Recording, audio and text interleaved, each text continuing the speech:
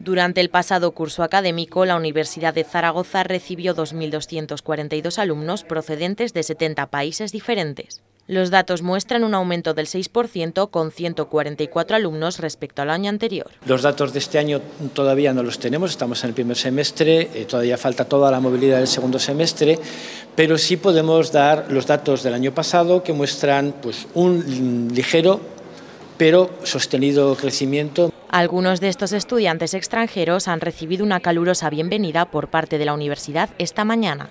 Además, se ha presentado la nueva beca Learn Africa. La presencia de una estudiante africana, de Ghana en concreto, que llega con el programa Mujeres por África, que subvenciona plenamente los estudios durante un año, normalmente en nivel de máster. La Universidad de Zaragoza gestiona una decena de programas internacionales de movilidad y cooperación al desarrollo, como el programa Erasmus, del que se benefician 547 estudiantes este cuatrimestre. Soy de los Estados Unidos, un pueblo de Flagstaff. Yo escogí la ciudad de Zaragoza para realmente la historia, la experiencia es increíble. Yo soy de China, que he venido hace 4 y pico años.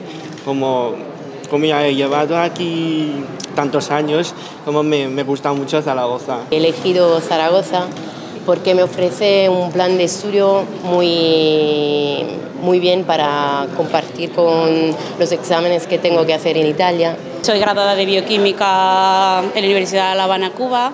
Mi principal motivación fue el rigor científico de la Universidad de Zaragoza. Sin duda, una buena oportunidad para aprender español y beneficiarse de numerosas becas y programas.